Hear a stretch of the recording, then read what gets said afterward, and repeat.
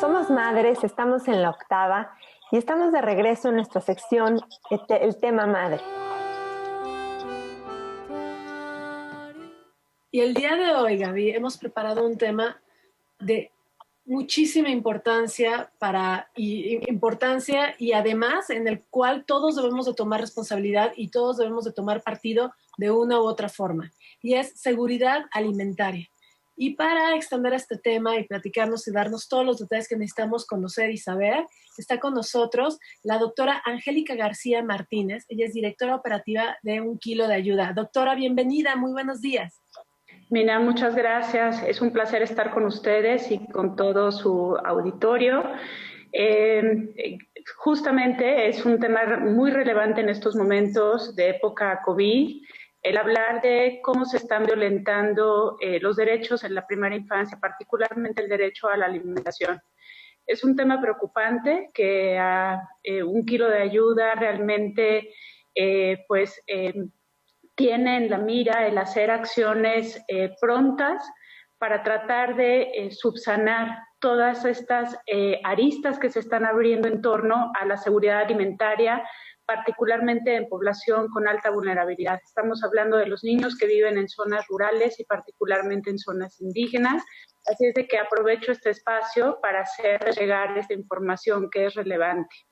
El hecho de que en este momento una proporción importante, más del 50% de los niños en México vivan en pobreza y que además los padres estén perdiendo sus fuentes de trabajo, está implicando que los niños puedan tener riesgo para presentar distintos tipos de carencias por falta de energía o nutrimentos específicos. Concretamente me estoy refiriendo a la posibilidad de incrementar las prevalencias de desnutrición y de anemia.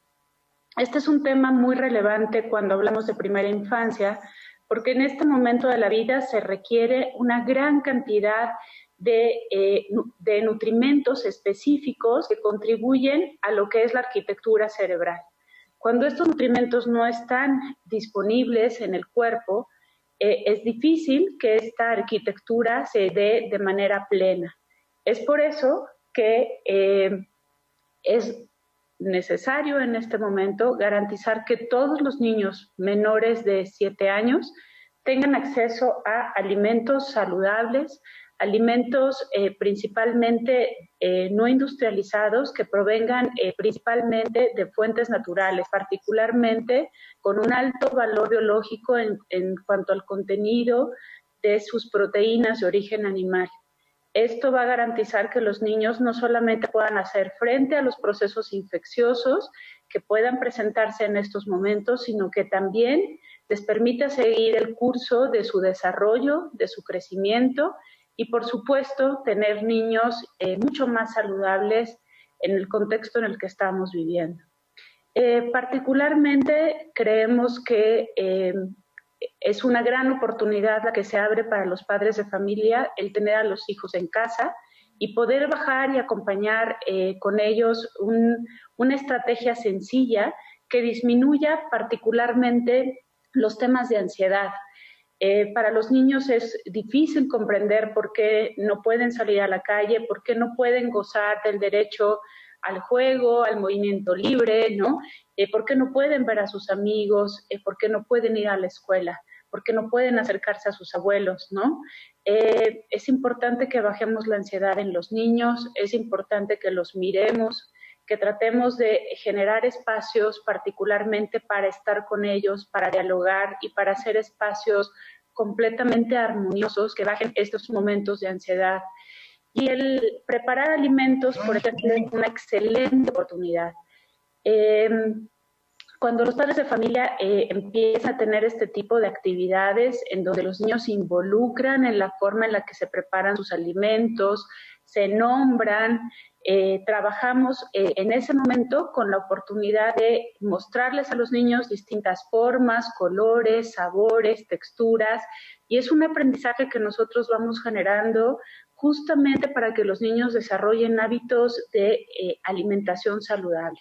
Si logramos esto, realmente el niño va a crecer con preferencia hacia alimentos saludables, Y esto obviamente disminuye las posibilidades de desarrollar enfermedades crónicas a futuro, pero además les permite a los niños tener o alcanzar su óptimo desarrollo, porque de una estrategia tan sencilla como puede ser el preparar alimentos, estoy fortaleciendo distintas áreas del desarrollo. Es decir, si a un niño, por ejemplo, le pido que pele unos chícharos, ¿ok?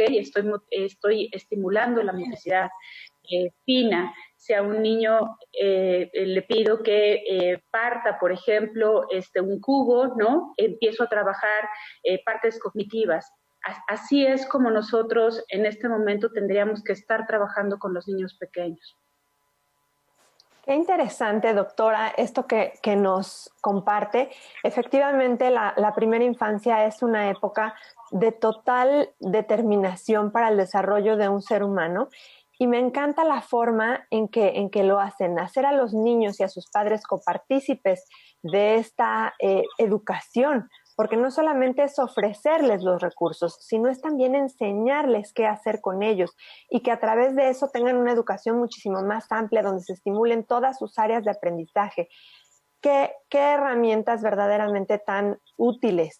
¿Qué otras actividades se generan desde esta perspectiva de seguridad alimentaria? ¿Por qué todos tenemos que participar en esto, aparte de lo que ya nos comentó? ¿Por qué todos tenemos la obligación de participar en esta iniciativa? Mira, Gaby, es un tema relevante la seguridad alimentaria porque en los últimos resultados de la Encuesta Nacional de Salud y Nutrición vemos que hubo un incremento importante en el tema de la inseguridad alimentaria. Esto es en carencia por acceso, pero también por variedad de productos alimentarios, por supuesto. Claro. Justamente creo que la situación que estamos viviendo en este momento puede condicionar a que estas prevalencias se incrementen, ¿no? Y obviamente ponen en riesgo todo lo que significa no solamente el desarrollo de los niños, sino también el estado de salud y de nutrición de nuestros niños. Y esto obviamente habla de las consecuencias que a largo plazo puede generar. Es decir, si nosotros no proveemos a los niños de una alimentación con todos los nutrientes que requiere, el niño está en riesgo de generar enfermedades, ¿no? Como ya les mencionaba, puede ser una enfermedad crónica, como puede ser la desnutrición o la anemia, que de no resolverse en el corto plazo puede generar daños profundos a largo plazo y cambiar completamente las rutas del desarrollo de los niños. Entonces, hay que tener cuidado de realmente poder estar haciendo un monitoreo efectivo, poder estar levantando esta información a nivel poblacional para que realmente nosotros sepamos cómo están los indicadores de primera infancia. Esto es algo relevante que en este momento ponen en reto total a nuestros servicios de salud, porque nuestros servicios de salud están realmente atendiendo un tema prioritario por la pandemia. Pero no podemos perder de vista que los niños necesitan tener este monitoreo de su crecimiento longitudinal, cómo van sus cambios en el peso, si estos cambios son armónicos con respecto a la ganancia de estatura o de talla, y qué está pasando particularmente con un indicador muy sensible como puede ser el indicador de hemoglobina en sangre que nos permite el diagnóstico de anemia. Doctora, bueno, hay una pregunta que yo tengo. Obviamente, durante los primeros meses, durante los primeros 2 años de vida, la lactancia materna ocupa un papel muy importante.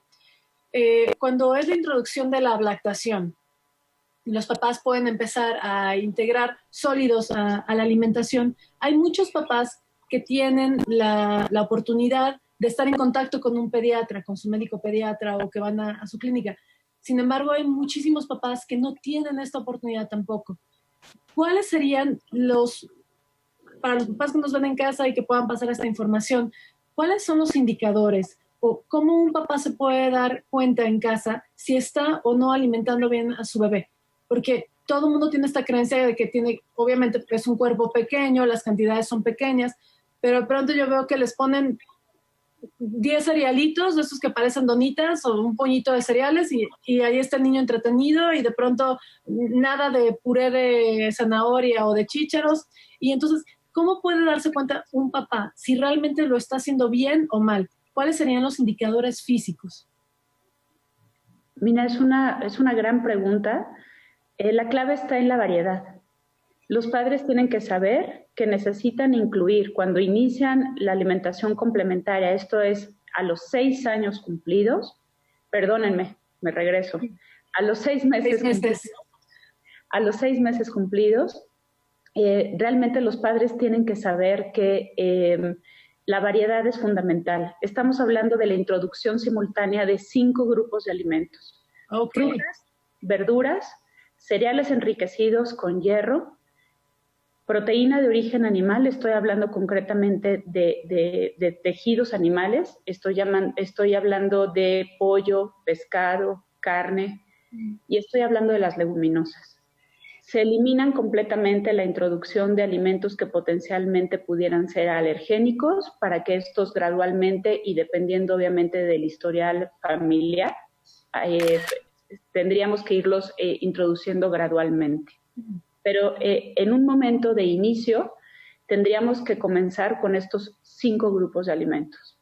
Esto no solamente garantiza el aporte de todos los nutrimentos específicos que necesita el niño, sino que también garantiza que el niño pueda estar bien alimentado. Los alimentos no deben de mezclarse, es decir, esta idea de mezclar una sola papilla, combo que lleva todos, todos estos alimentos que acabo de mencionar, estos grupos de alimentos mezclados, impide que el niño pueda reconocer su sabor, identificar sus colores, identificar el sabor característico que genera esto, una memoria olfativa, y esto es algo muy importante para el desarrollo de hábitos de alimentación saludable. Es importante entonces la variedad, como les menciono, no tengan miedo. La última evidencia contundente que hay en la literatura a nivel internacional es que la mejor forma de iniciar la lactación es justamente la introducción simultánea de todos los alimentos. Esta idea que teníamos de empezar primero con verduras, después con y las proteínas aparecían hacia los 8 o 9 meses de vida del niño, lo ponen en riesgo para desarrollar anemia.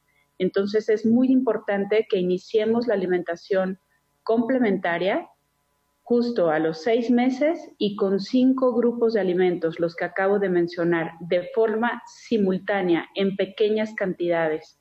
El tamaño del estómago de los niños pequeños, sí, efectivamente es pequeño, pero muchas veces la madre piensa que si va a dar plátano, tiene que ser el plátano completo.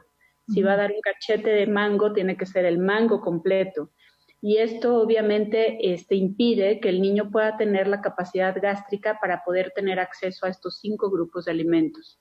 Consideren ustedes que más o menos son alrededor de 2 cucharadas por cada grupo de alimento, y esto lo repartiríamos en nuestras 3 comidas, es decir, más o menos unas 2 cucharadas y media, 3 cucharadas y media por cada tiempo de comida. Pueden llegar hasta 5 tiempos de comida en el día.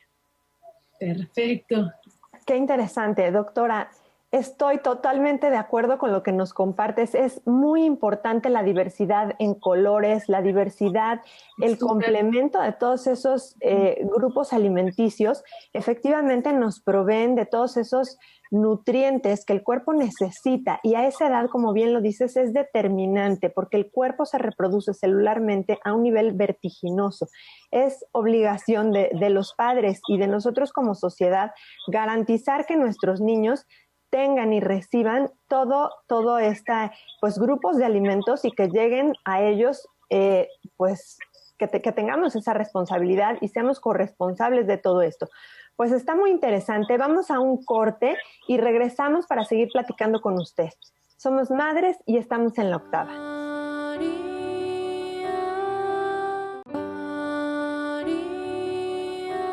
Ya estamos de regreso. Somos madres, estamos en la octava y estamos platicando con la doctora Angélica, directora operativa de Un Kilo de Ayuda, que nos está platicando muchísimas cosas muy importantes acerca de la seguridad alimentaria. Está también rompiendo con ciertos mitos que nosotros traíamos como mamás, como la introducción de alimentos sólidos durante la lactación. Antes creíamos que primero debíamos de comenzar con frutas, verduras, y ya nos acaba de aclarar que se van a introducir los 5 grupos alimenticios al mismo tiempo, en pequeñas porciones.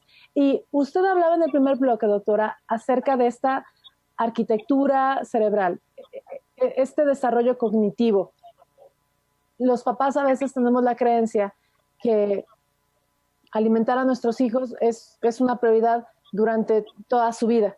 Y tenemos de pronto niños de 10, 11, 12 años y creemos, es que vas a dar el estirón, ¿no? El famoso estirón. Entonces, retacamos a los niños, principalmente a los adolescentes de comida, que aparte comen impulsivamente, pero hay que ser muy puntuales, y quisiera que nos platicara qué pasa y por qué es muy importante que esta alimentación sí sea prioritaria durante la primera infancia, y durante la adolescencia sea, por supuesto, una alimentación balanceada, pero no este retaque de voy a ayudarte a dar el estirón. Porque es más importante, porque lo es, tener este cuidado, esta atención precisa en la alimentación durante los primeros años, y durante la adolescencia nada más dar seguimiento a una comida balanceada. Mira, Mina, quisiera hablar de un término relevante en este momento, que es la alimentación perceptiva. La alimentación perceptiva es una dimensión de la crianza sensible. La crianza sensible está basada en la capacidad de los cuidadores o de los padres de familia, en este caso, para poder ver las necesidades de los niños y atenderla de forma contingente, congruente y consistente. Cuando un padre hace esto, no solamente permite la autorregulación de sensaciones y emociones, y particularmente me voy a concentrar en lo que es el término de regulación o autorregulación de las sensaciones de hambre y saciedad. Los seres humanos nacemos con la capacidad de poder regular estas necesidades. Cuando un niño tiene hambre, simplemente un bebé llora. Sí, así es. Pero cuando nosotros empezamos a modificar a través de distintas conductas equivocadas, por ejemplo, sobrealimentar, que una madre asuma que el bebé llora por hambre antes de explorar que está llorando por otras razones, confunde completamente estas señales naturales con las que nosotros nacemos y podemos regular esta parte del hambre y de la saciedad. Es importante que los padres de familia respondamos a estas señales y que cuando un niño nos diga no quiero, no insistamos tres más por tu abuelito, por tu tío, por tu papá. O sea, esta forma en la que los papás preocupados porque los niños se terminan lo que nosotros pusimos en el plato, ¿ok? Tiene que desaparecer. Tenemos que ser más observadores, tenemos que responder a las señales que nos manden los niños, ¿ok?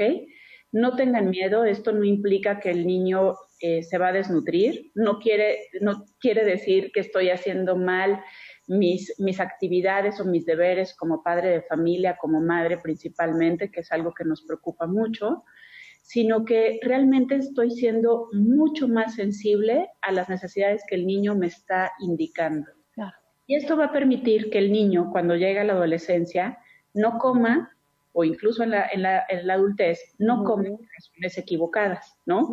¿Cuántas veces nosotros no tenemos un problema, por ejemplo, emocional, y comemos, o simplemente comemos por felicidad, o comemos por tristeza, ¿no? Y esto no tiene que estar completamente separado. O sea, el que el niño aprenda a comer tiene que ser un momento de gozo. Imaginen ustedes cuando prueban por primera vez un alimento, esta explosión que significa para ustedes el tener ese alimento en la boca. Bueno, pues eso es lo que un niño experimenta permanentemente cuando nosotros estamos introduciendo nuevos alimentos. Así es. Oiga, doctora, me parece de gran importancia esta iniciativa de enseñar al niño a escuchar su cuerpo, a estar en congruencia con él, no solamente con alimentos, en la cantidad y en los momentos emocionales donde se confunde a veces la necesidad fisiológica del alimento o la necesidad emocional del alimento. Me parece de total, digamos, prioridad el hacer este hincapié. Y yo quiero preguntarle, esto que hablaba ahorita de esta explosión energética emocional del niño cuando prueba un alimento por primera vez, ¿hasta qué punto también es muy importante respetar estas sensibilidades alimenticias o estos rechazos que a veces los niños manifiestan por ciertos alimentos? Hay veces que es nada más este rechazo por instinto la primera vez, porque no es un alimento al que pues neurológica y gustativa y olfativamente el niño está familiarizado con él, pero hay veces que muestran rechazos a ciertos alimentos. ¿Qué nos puede decir usted al respecto de esta situación? Esos rechazos generalmente se presentan cuando estamos introduciendo alimentos nuevos, particularmente con las verduras. Una forma en la que nosotros podríamos ayudar a que este tránsito sea mucho más amigable para los niños es que la mamá, desde el embarazo, comience a exponer al niño a estos sabores, claro. ¿okay? Que después pasarán a través de la leche materna durante los primeros 6 meses de vida y posteriormente cuando inicie la alimentación complementaria, el niño los va a reconocer y los va a aceptar más fácilmente. Claro. La recomendación sería no desesperarnos, no tratemos de decir, bueno, no le gusta y lo elimino. Es importante que los niños se expongan tantas veces sea necesario a ese nuevo alimento. Estamos hablando de posiblemente 20, quizá un poco más, de veces que yo intente. Okay. No necesariamente en el mismo momento, puedo hacerlo en distintos momentos del tiempo, es decir, no necesariamente tengo que intentar dar un alimento en el desayuno, luego en la comida, luego en la cena para decir ya lo acepto. Hay que ser pacientes, hay que tener distintas formas de presentar el alimento hasta que el niño veamos que realmente lo prueba y no causa ningún tipo de rechazo. Y posteriormente irlo introduciendo de una forma mucho más presente, ¿no? O como alimento, puede ser como en una guarnición más adelante, o sea, simplemente lo que les quiero transmitir es que no hay que dar por hecho que los niños rechazan un alimento sin haberlo intentado el suficiente número de veces antes, y esto sucede en los primeros 2 años de vida. Doctora, ¿qué tan cierto es el hecho de que las cantidades de alimento que debemos dar a nuestros pequeños tienen que ver con el tamaño de su puño? Yo recuerdo que mi mamá, cuando mis hijos estaban pequeños, siempre me decía que la papilla o en fin, lo que iba, o el manguito, me decía, es que su estómago es del tamaño de su puño. Y esta es una creencia que a mí se me quedó, pero por ejemplo, yo notaba que del año a los 3 años, pues el puño prácticamente no cambia. ¿Qué tan cierto es esto? Se aproxima, pero no es completamente real. Creo que es una medida que podría darnos como una pauta, ¿no?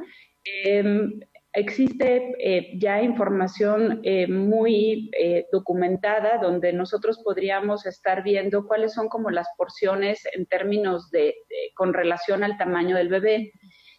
Pero también tiene que ver, obviamente, con si nosotros respetamos esta sensación de hambre, realmente el niño va a estar autorregulado. Es decir, si viene un periodo acelerado de crecimiento, el niño va a pedir más, ¿no? Esto lo vemos muy claro, por ejemplo, cuando el niño está haciendo una transición durante el periodo de lactancia materna exclusiva, ¿no? Vemos que el niño de repente empieza a solicitar más tetadas, ¿no? En el día, hasta que se produce la cantidad suficiente de leche y entonces el niño otra vez vuelve a estar tranquilo. Bueno, lo mismo sucede cuando el niño empieza con los alimentos complementarios.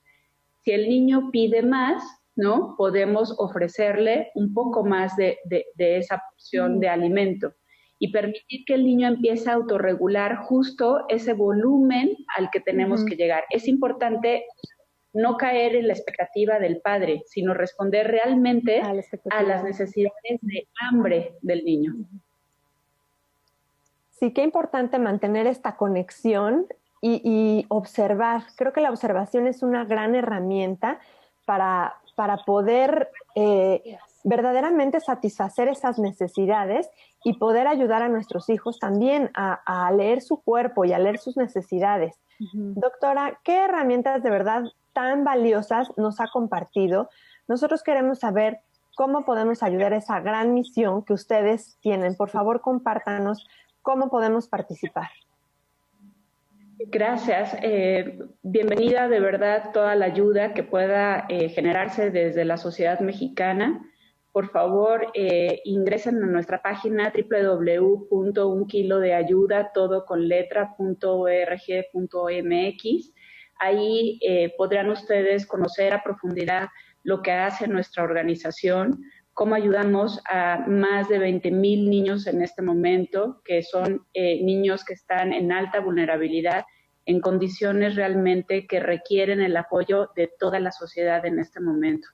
Así es de que bienvenida a toda la ayuda, todo cuenta, así es de que si ustedes ingresan a la página ahí fácilmente podrán ustedes acceder a la forma en la que podrían donar. También en algunas cadenas de supermercados ustedes podrán encontrar tarjetas en las cajas donde también esa ayuda llega y es muy efectiva. De verdad, gracias por la oportunidad de poder conversar con ustedes y de poder acercar esta información a su amplio público. No, gracias a ustedes. Hace un par de meses, Gaby, ¿fue hace un par de meses? Sí, sí. Fuimos igual a la vocera de Un Kilo de Ayuda y la verdad nos dejó maravillados con el tema de la misión, que la misión es hacer de México. Y su metodología hacer, o sea, de entrega, qué belleza. Sí, nos dejó muy motivadas. Por eso para nosotros es muy importante estar tomando y retomando este tema de manera intermitente. Queremos generar muchísima conciencia que la alimentación no solamente nutre nuestro cuerpo para que se desarrolle de acuerdo a cómo se tiene que desarrollar, nutre nuestra mente para que pueda ejercer todas las funciones que necesita, pero también nutre nuestra alma. Usted lo decía, o sea, ¿cuántas veces el dicho este de que cuando nos sentimos tristes un plato de sopa nos calienta el corazón? Qué cierto es esto. Cuando nosotros comemos nos sentimos apapachados, nos sentimos abrazados. Este punto tan importante que habla usted acerca de la observación, a mí me dice muchísimo de este vínculo padres-madres, ¿no? O sea, yo sí seguir las recomendaciones de mi pediatra, padrísimo cuando escuchamos los consejos de nuestra mamá, de nuestra tía, de nuestra...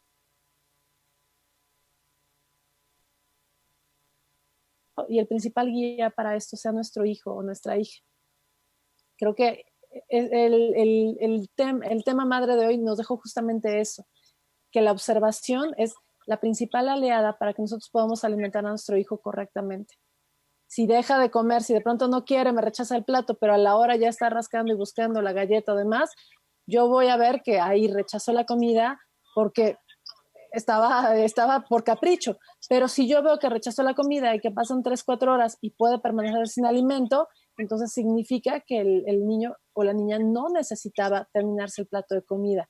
Y me quedo con eso, Gaby, también con esta nueva regla que nos comentó de los 5 alimentos, de introducir los 5 alimentos al mismo tiempo, también me parece valiosísimo, muy valioso.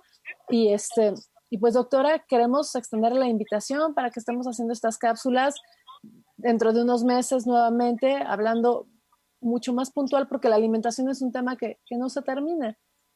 Y hay muchísima información que estoy segura sería muy valiosa y de gran ayuda para toda la comunidad. Claro que sí, cuenten conmigo. Muchas gracias. Pues vamos a un corte. Nosotros somos madres y estamos en la 8ª y regresamos con ustedes en unos momentos. Gracias, doctora. Gracias.